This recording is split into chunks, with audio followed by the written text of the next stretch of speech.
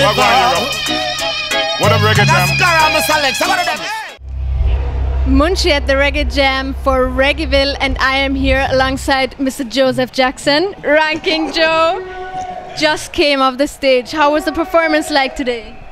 It was great, you know, and the people is so loved, you know, and I feel the spirit of the people. You know, I mean, even this weather, they stay and just feeling the music and loving the music, and they energize me, you know. I feel great that I get the chance to send a message, you know, about love, you know, and all the injustice that happening through the world. So, you know, it was great.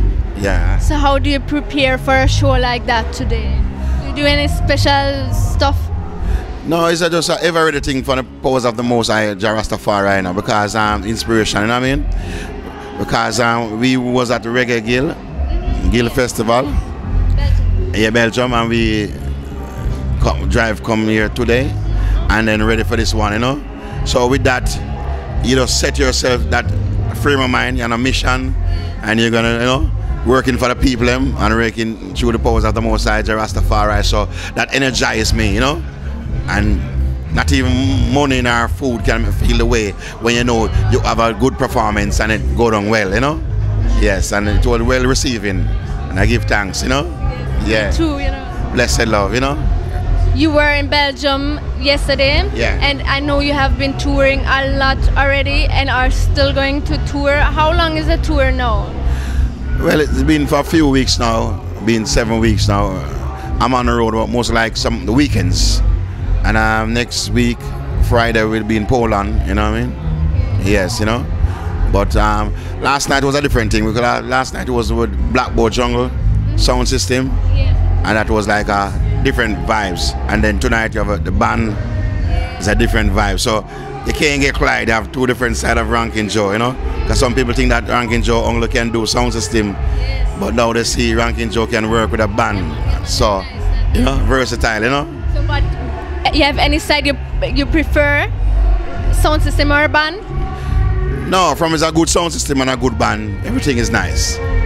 Because you have some sound system is not good and selector is not good, and they can show you off. And you have some band is not good and they show you off. But when you have a good sound system, brilliant. A good band, good musician, brilliant. So. You're going to be at the Reggae Jam Festival tomorrow, Sunday still. Yeah, yes. You're going to meet a couple of old friends, right? Yes. Who? Well, I'm going to look forward to see Linville Thompson, Ebb Tones, and many more, and meet and greet with the fans, and, you know, yes, and just take it easy, you know, and just be a spectators tomorrow night. Yes, and relaxing. Relaxing, you know, with the people, you know. So last year, yeah, man, you know. You started the DJing from a very early age, right? Yeah. How old were you? About 14, 15. So what did your parents say? Well, they was thinking that I'm making a lot of noise, you know. Yeah, but through my father loved the music, and he play a little sound system in the house, so I catch my practice, and then I would like on the weekend go and play sound system. And then you would get a fight because they would lock the door and things like that and say where you went and all this thing. But it is in my blood and from my father blood, you know. Love the music, you know. So with that now I catch my practice and practice on my little father sound system, and by the music with my lunch money with going to school. And by the record that I love, like with from Ira and Big Youth and Uri, then Sal Capone, and then, you know, figure out what is going on. I say every DJ got a style, so I've got to create my style. So I started to write my little lyrics at that time, and then practice and went to Studio One and begged them a chance to do a song and give thanks. I get the opportunity to get the audition, and I get to do my first song titled Gun Coat, and the Mean Girl rhythm from the Better Dub album, Larry Marshall rhythm, and that was it, you know, because it titled Gun Coat, which is the gun campaign was going on at that time, 1974, when they say bring in your gun, your ratchet, and your bomb, and bring it to all like church, yeah. So you have a lot of different artists was making anti-gun lyrics, like Johnny Clark and different people. So I come up with one, say take a gun coat. So it went down very well, and it get me that history, put me on the map, you know, as like in Jamaica, you know. And then from that, different producers start to check you for doing recording, like Bonnie Lee, you know, and people like you know, Lady Slim, and like say Mighty Diamonds, you know, different people, you know, Joe Gibbs, Dennis Brown, and Greg Isaac. So you know what I mean?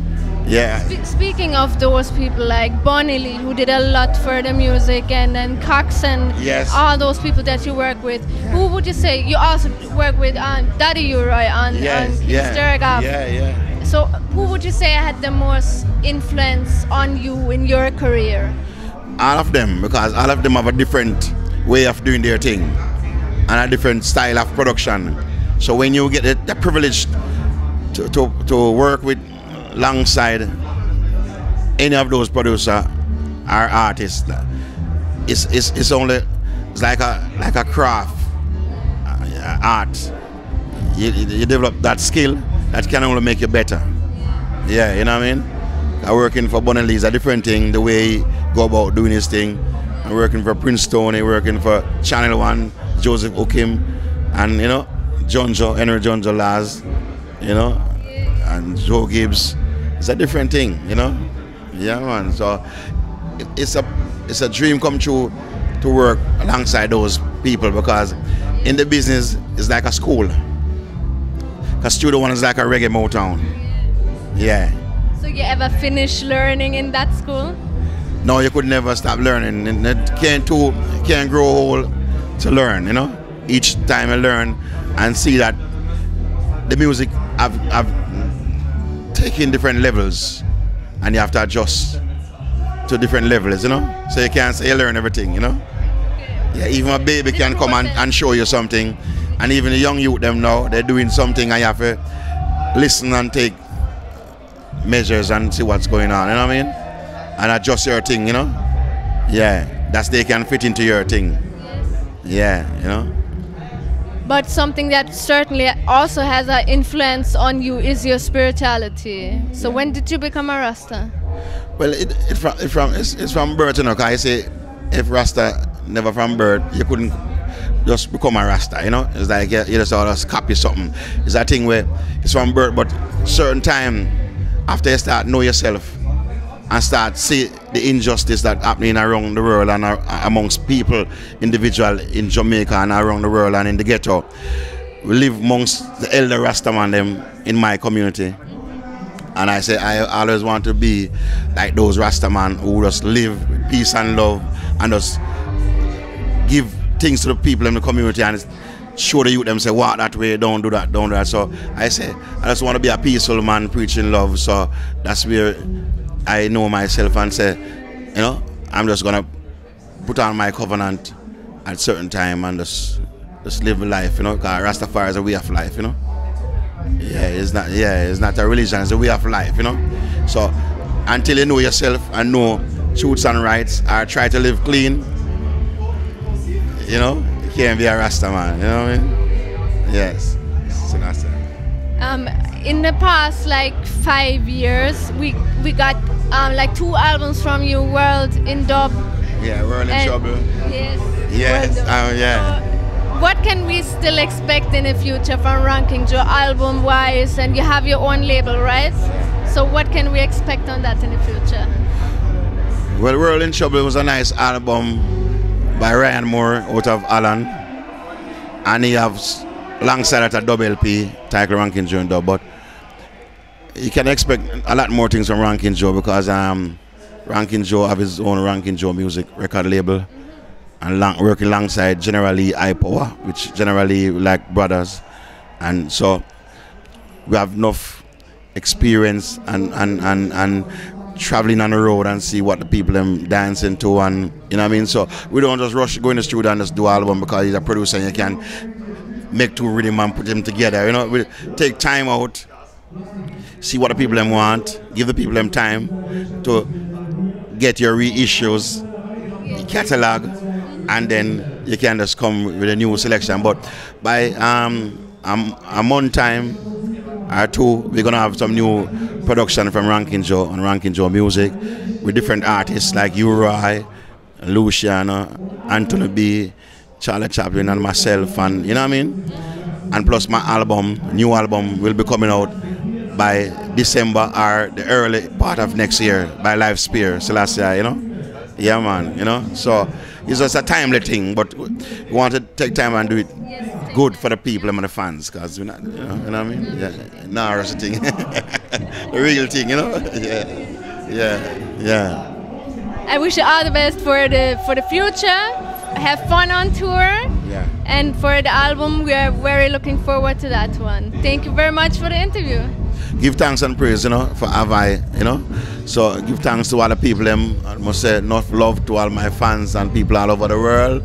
And just big up yourself and just please Jah and live Rastafari. Bless Selassie, I sing. Yeah, sing.